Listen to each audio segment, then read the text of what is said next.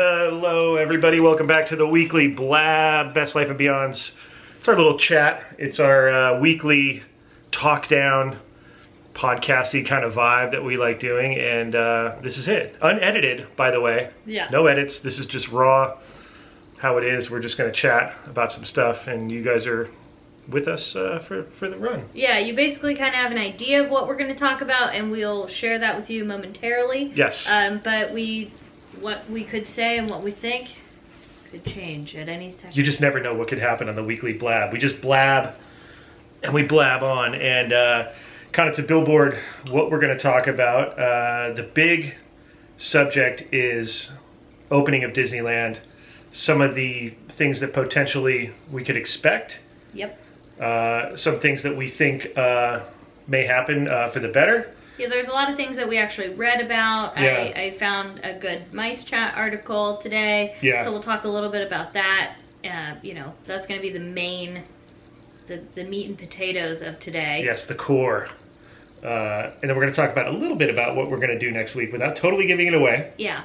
We'll also talk about what we did. We'll tease it, right? Yeah, we'll also talk about what we actually did this week. Which is, we'll start with that. We most recently went to Touch of Disney last night. Yeah, first of all, I think, back it up even farther, we're going to talk about what we're drinking because this is exciting news.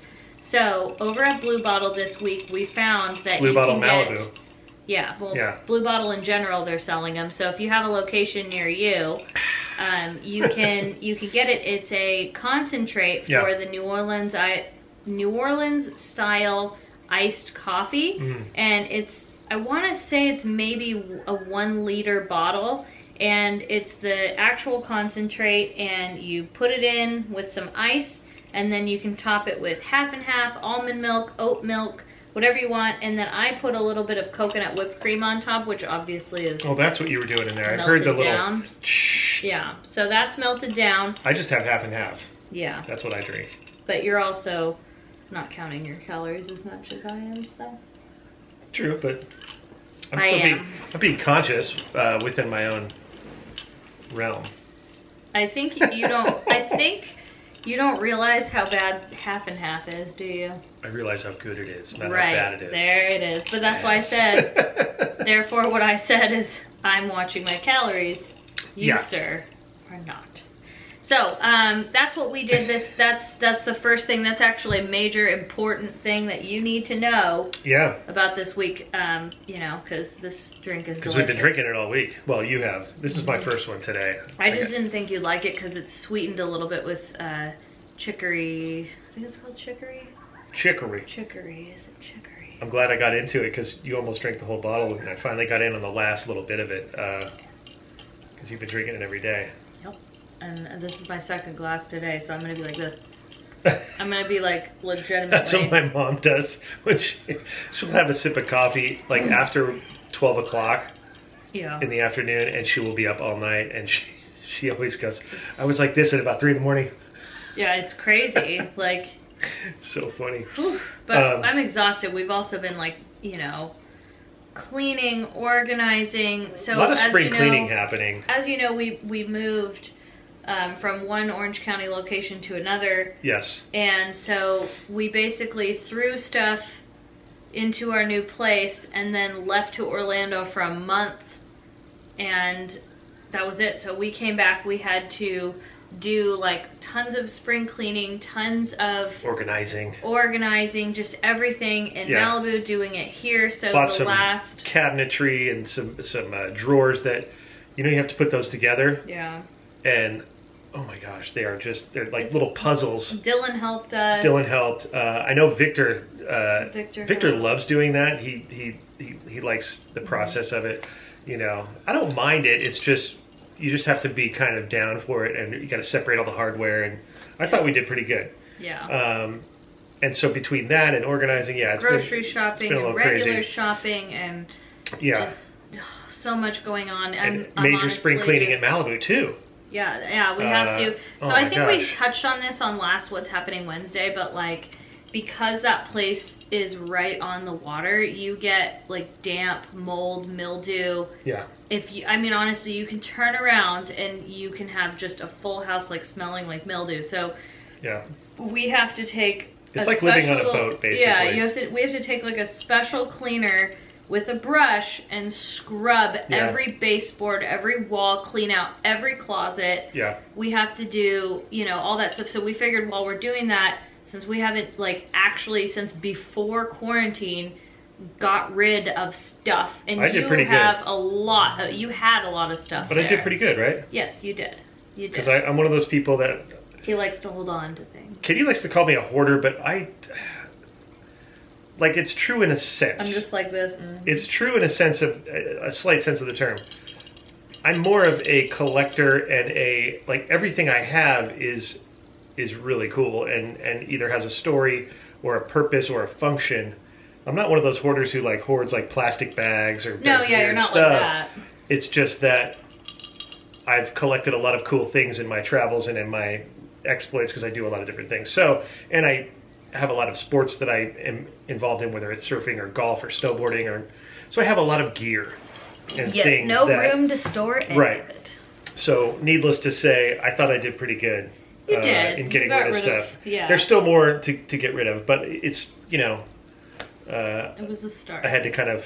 So here's a good example of what Spencer was holding on to. I don't know what you're going to say right now. You know what it is, right? No, I don't. You don't? Okay, so here's a good example.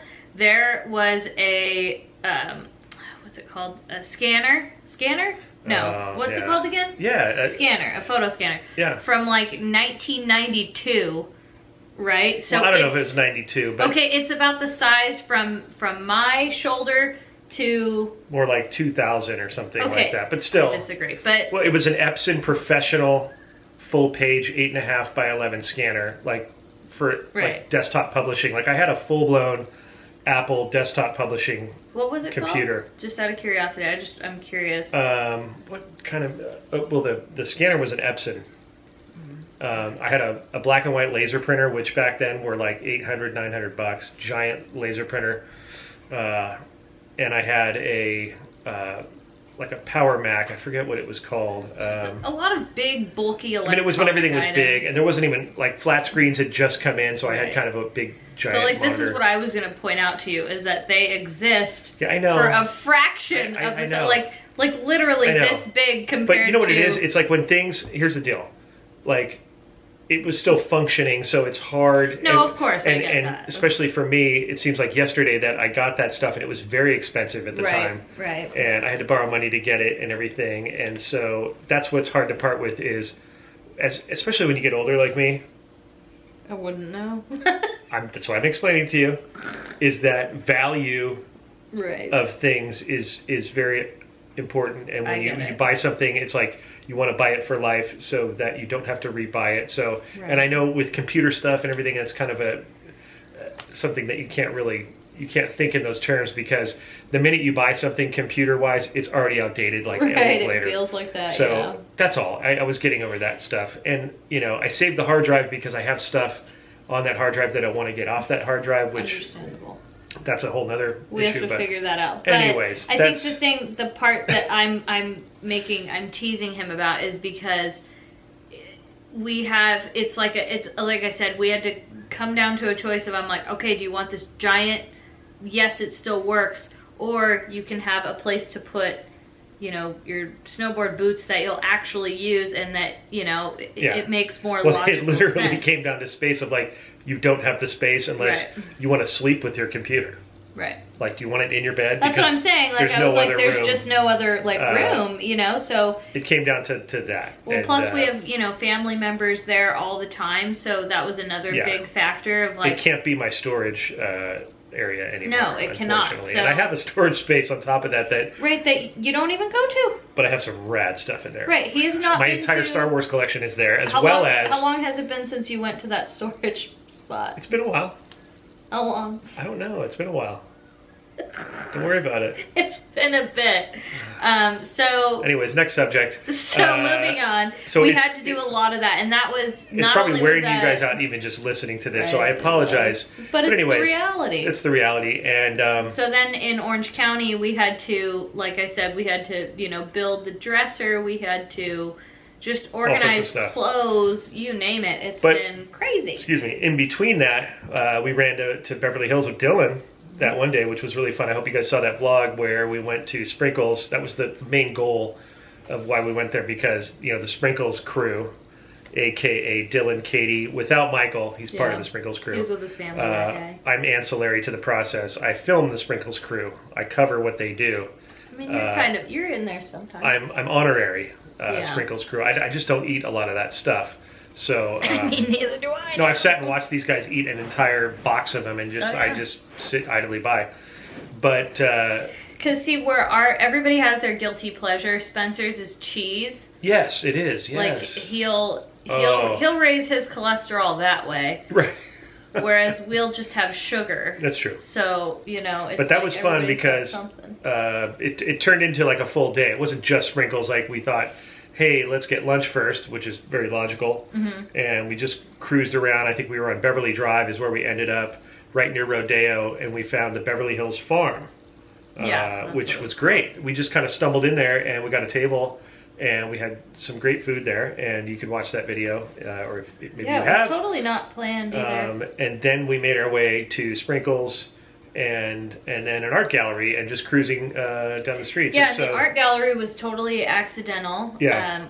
Spencer was looking at kind of these like statues out front, and then I was looking in the inside of it, and you know, we try to remember when we're doing that stuff, like you can't film, but I was like, I feel like I'm getting this vibe. Like, you inquired, and I wasn't going to. I just kind of remember I was like outside, just kind of like filming the statues, thinking, well, at least I can do the stuff in the window. And then you inquired, and I was like, listen, we're gonna find out, because I had a feeling, and I was right. Yeah, they were super nice, the Winslavin Gallery, which I decided that I someday am going to just have a lot of beautiful art like that, just somewhere. You're gonna call up Jonathan and be like, hey, let's make this happen. Yeah, no, it was really cool. I mean, it was a lot of it's kind of fun because like you get to it's not like, oh, you just go to like Target and you're like window shopping or whatever you would call it.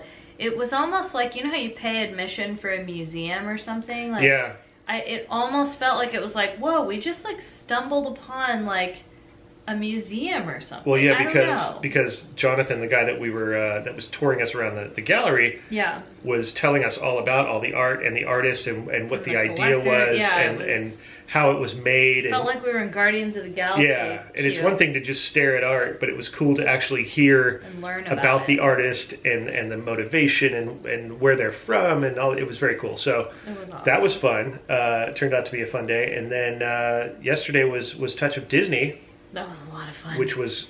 You'll see that video tomorrow. Yeah, that was a lot of fun. It was kind of an evening run because it was Easter Sunday. Yeah, and we were gifted those tickets. Yeah. So, you know, we shared that in the video. You'll see. Yeah. But it was really nice. We had intentions of getting there afternoon and staying evening. Yeah. But the time got away from us. We actually... had a little family obligation in the morning. Little Easter family thing, you know, of course. And but we finally got over there evening time, which was Even really before nice. that, though, by the way, we ate at this really fun place in Pacific Palisades. Oh yeah. It was called Matthew's Garden Cafe or Garden Grill. I know a few people asked on my Instagram what it was, and that's what it was. It was really good. That place was cool. It was like a little. It's like a garden. Yeah, it was really. I want to say cafe, not grill. Yeah, it was a cafe, but I would say that, like, most girls would describe it as very cute, right? I would say that it was very, like, they had a lot of little... quaint and... Yeah, little plants and little things hanging. It was like being in someone's cool backyard or something, almost. Yeah. Like, I don't know. Yeah, it was... It was neat. It was really nice. Excuse me. Are we boring you?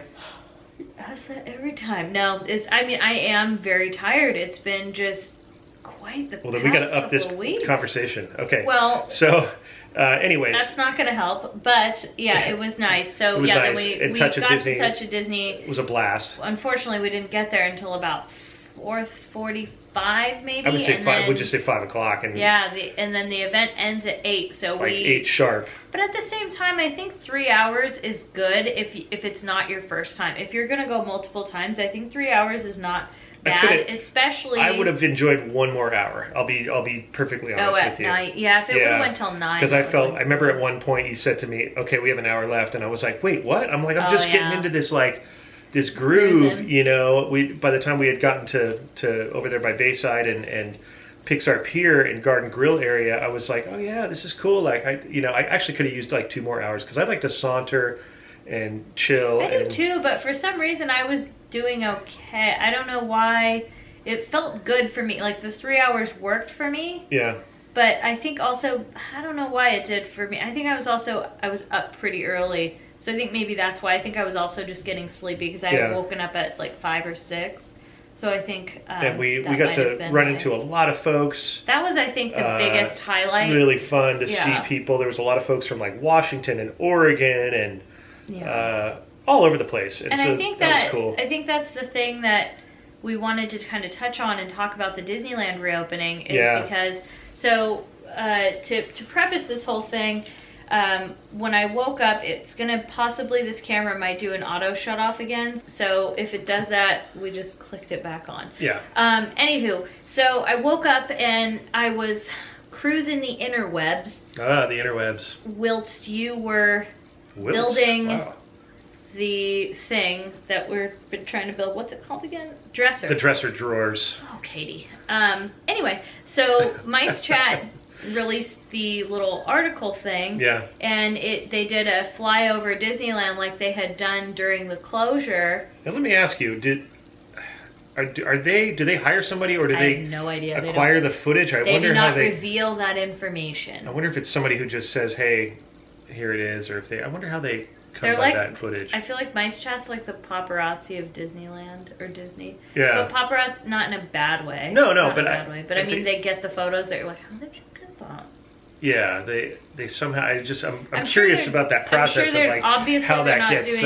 Obviously, they're not doing something that breaks the rules. No. I just wonder how they acquire. I'm not saying you're saying that. Inquiring minds want to know, Katie. Saying that, yeah, I would like to know too.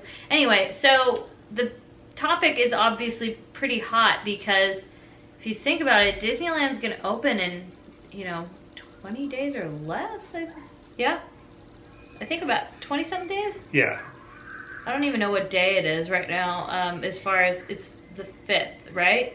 And yeah, so I mean, we're what, 25 days away, 24 days away by the time So the point is, though, 3 weeks and some change, Katie. A big thing that has come up, not just on Mice Chat, but just anywhere in general about Disney. So again, I'm going to kind of explain this for people that aren't, they don't understand our Monopoly color tier system. There's the big thing that's happening is yellow tier and orange tier. Now, orange tier is what we in Orange County have finally just come into, right? Well, it started in purple. It was really bad. Purple, then red. Sorry, and then now we're in orange. Yeah. So purple is most restrictive. Red is restrictive. They're all restrictive, really. Right, but it kind of goes in a most to least. Yeah. So basically, what they're saying. So right now we are in orange tier, and they were given clearance to open in the orange tier. We hit the orange tier as of April 1st / now, whatever. So we're in it now. Because it's a what is it, like a vaccine or health, whatever. Anyway, long story short, we're possibly going to be opening now in the yellow tier, which is something Disneyland didn't think was going to happen. I don't think any of us thought that was going to happen. Well, I don't think we did. I think they had a loose idea at a certain point that could be a potential. They thought it could be a potential, yes. But they were planning, I think they originally were planning for the orange. On opening in an orange, because way back when we weren't going to be allowed to, or they weren't going to be allowed to open until the yellow tier originally, and then that's what that kind of recent change was. So the good part is though is that gave us the push to start going earlier so that they could start working on this. Now that brings up a whole other slew of issues with like the rehiring and all that. So I read a little bit into that. So we'll talk on that in a little bit, but you may be asking yourself, like, what does the orange tier and yellow tier, what is the major difference between those for theme parks? And frankly, I think it's really unfair how they're treating theme parks, because in the orange tier, it's 25% of park capacity. Okay. 25% for shopping and dining. Yeah. And then, what else was the other thing? You know what? I have it right here. I should actually just read it.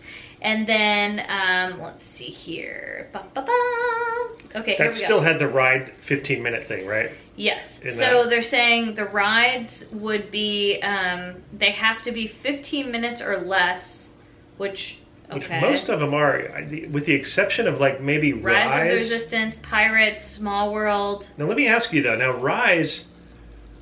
That includes the pre-show. Is that what you were going to ask? Right, so what if they just rushed you through and didn't do the pre-show and walked you in? I think they're going to have to make some modifications based on... Kind of like, you know how they did with Haunted Mansion in Walt Disney World? The stretching room has been taken out of the mix and you just walk right through it.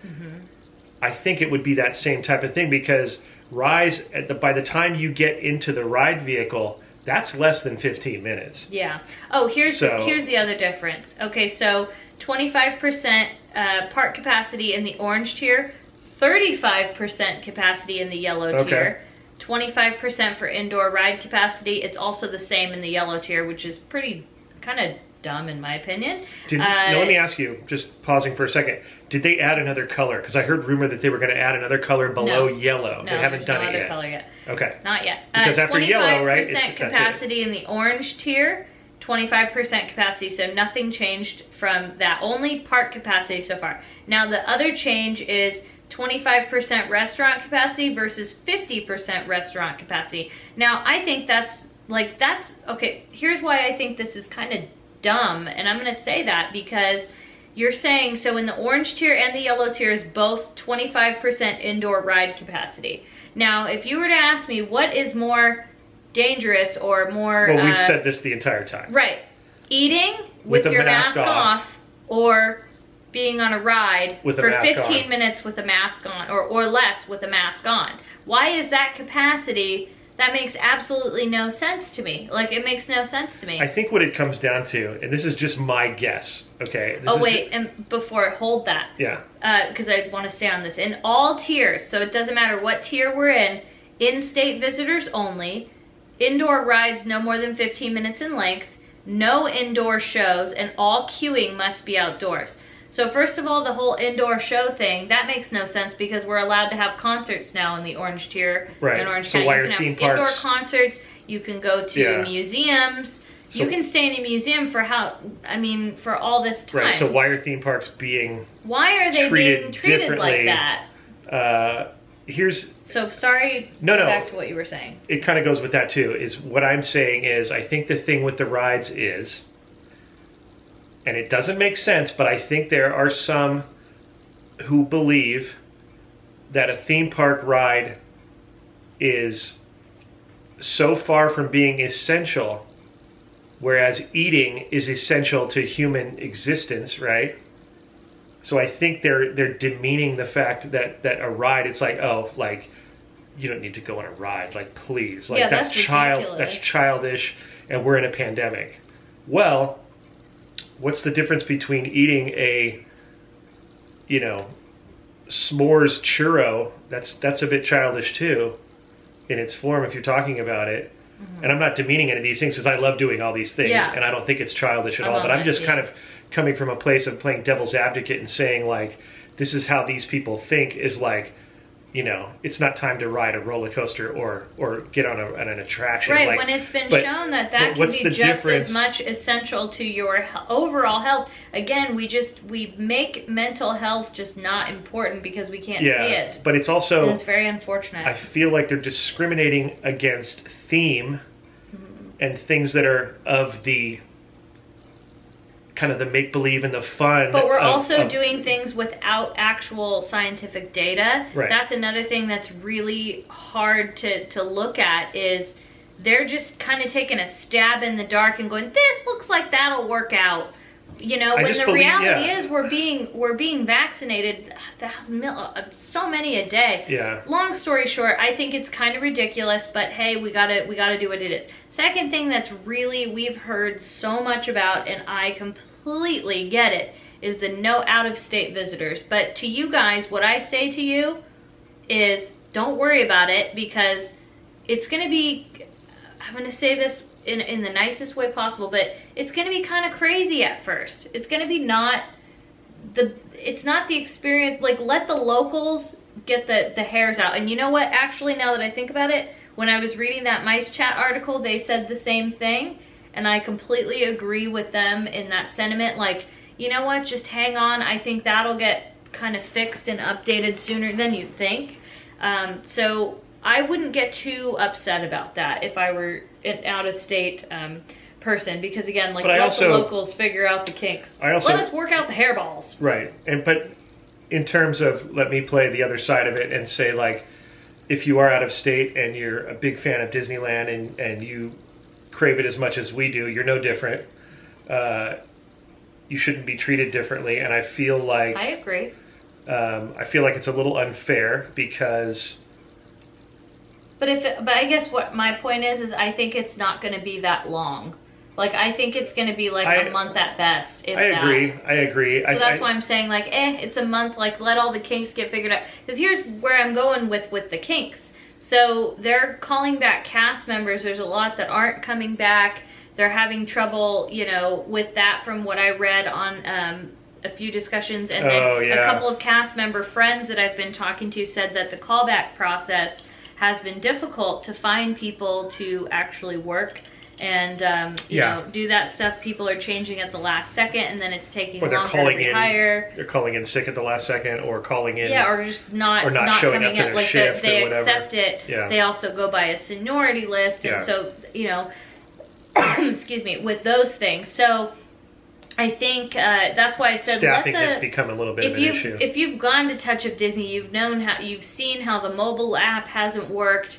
You know, these cast members haven't worked in a while. There's all these new systems that I'm sure they're not used to. Yeah. All these other new safety protocols. You can't touch this. You can't look there. You have to wear this shield. You have to do this. You have to do that. So that's why I said, like, would you even really, like, let I said, like, let these locals, even myself, if I could go, you know, let them get those kinks figured out, so that when you can go as out-of-state visitors, which, again, I kind of think, like you said, they're no different. They kind of are in a little way, because it's going to be more of a vacation for them. So I want them to have a little bit better of an experience. Whereas, like, I live here, I can go all the time. Yeah, I see what you mean. I was raised there, so I'm okay if my experience isn't perfect. Yeah. And again, I'm not saying out-of-state people aren't okay with that either, but I think they kind of, you know, if I'm traveling here, staying on property, or staying here, I'm paying all this extra for a hotel, I would want them to have a little bit more of an elevated experience. I just hope, here's another angle. Do I think it's fair, though? No, I don't think Here's it's another fair. angle that... I'm just trying to look at the positive side of it. Right, and I'm going to play devil's advocate again.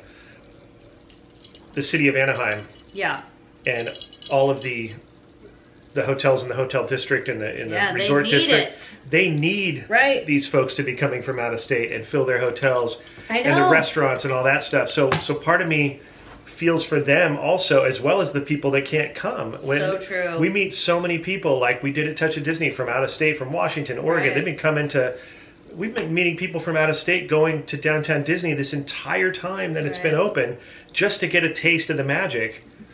And they're, you know, utilizing the local hotels and the services and infusing revenue back into the city. And I feel like the state is still kind of doing Anaheim wrong by that notion. I feel like, and I also get what you're saying. It's a tough one. But I just, you know, I feel like... But if I could have a choice, though, I would go with what you're saying. I would much rather them be here. Yeah. Work out the kinks with us. But I'm trying to say that it's a little discriminatory. If we're not going to get the ideal situation where they should be allowed to come, that's the only positive I can see in it. Really, that's it. That's it. Is that, okay, maybe once the kinks are worked out, you guys are going to have a better experience. Because, and I also say it because... It stinks. Walt Disney World never did that.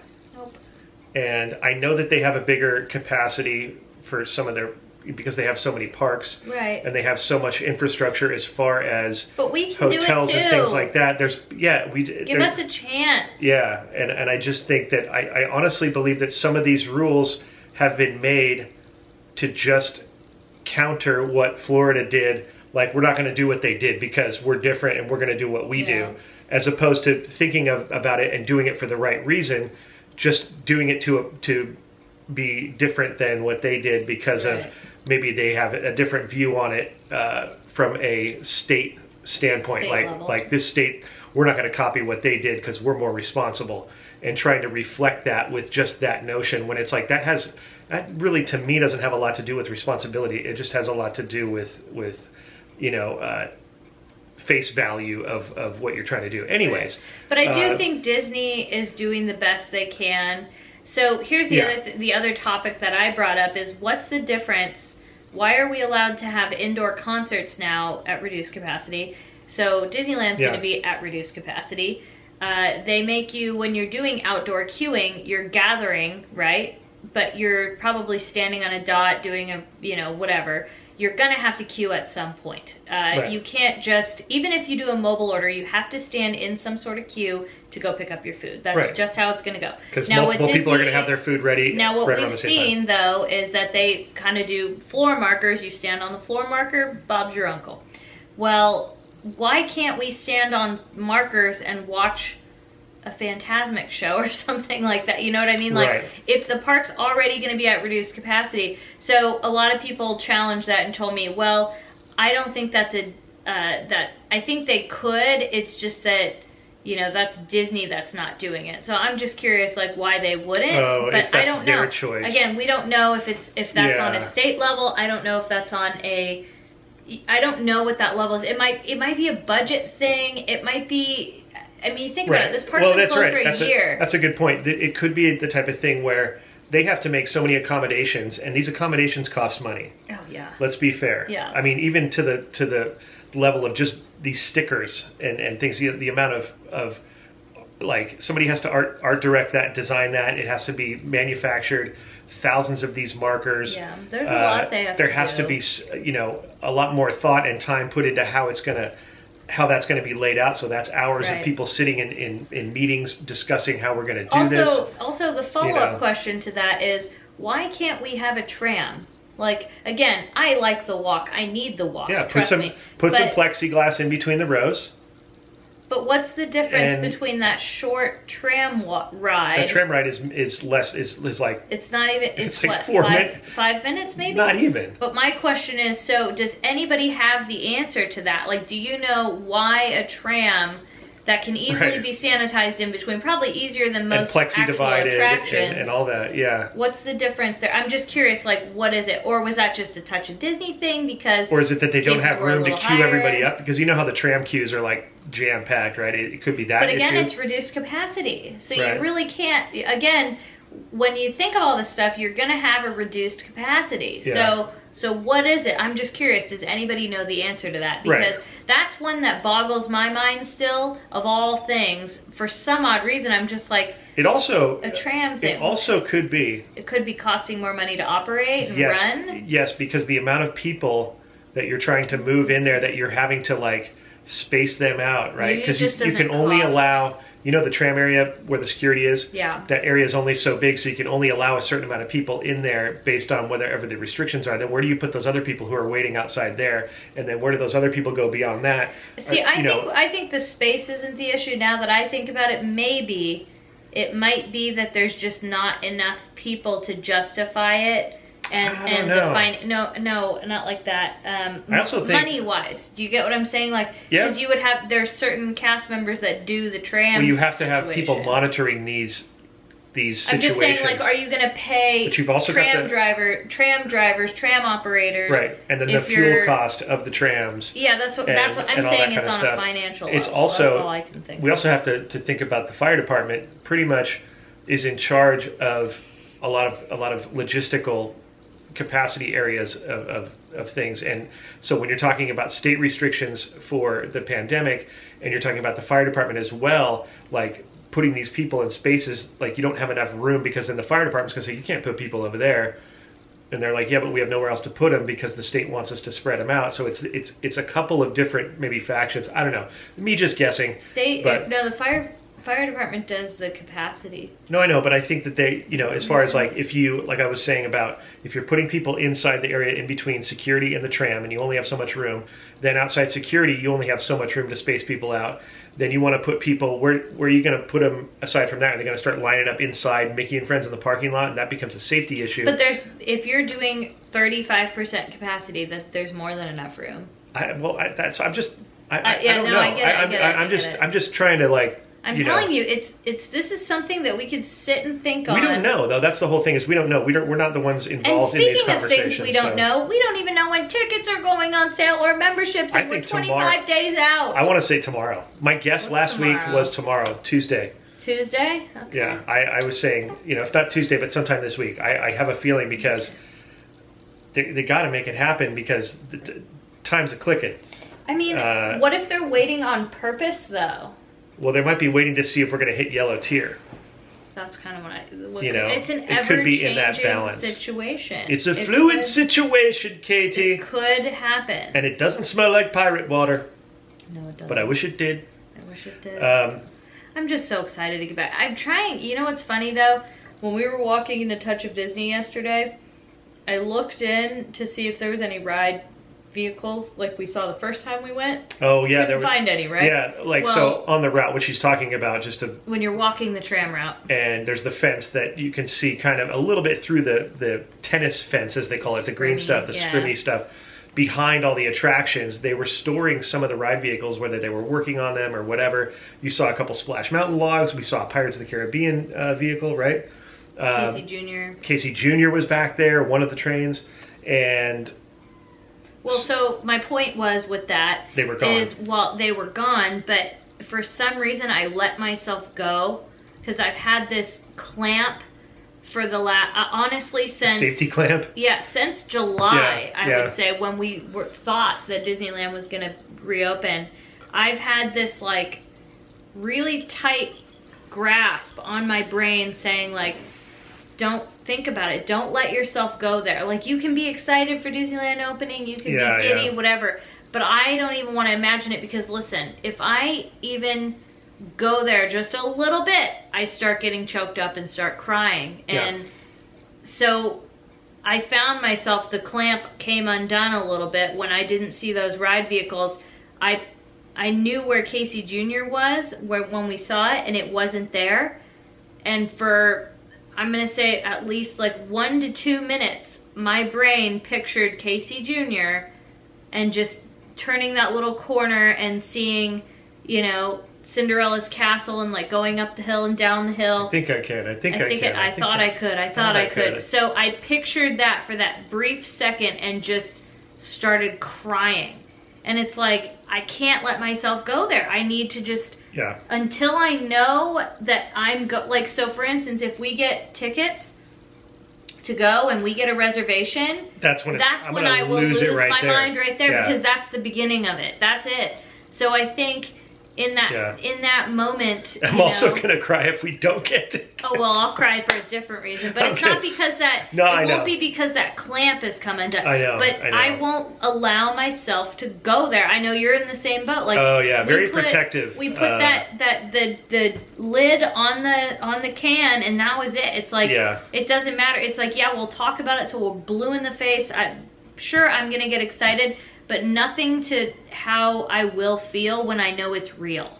When it's real, that's when it is. That's just, there's nothing else I can say. But so that's my point is like, you know, right now when we talk about it, I'm very, even all throughout this time, I've been very like excited, even when they said, hey, Disneyland's reopening. Oh, during Hope Drop in I'm still not September? But just when they recently just announced that Disneyland's reopening, I still didn't let myself go there.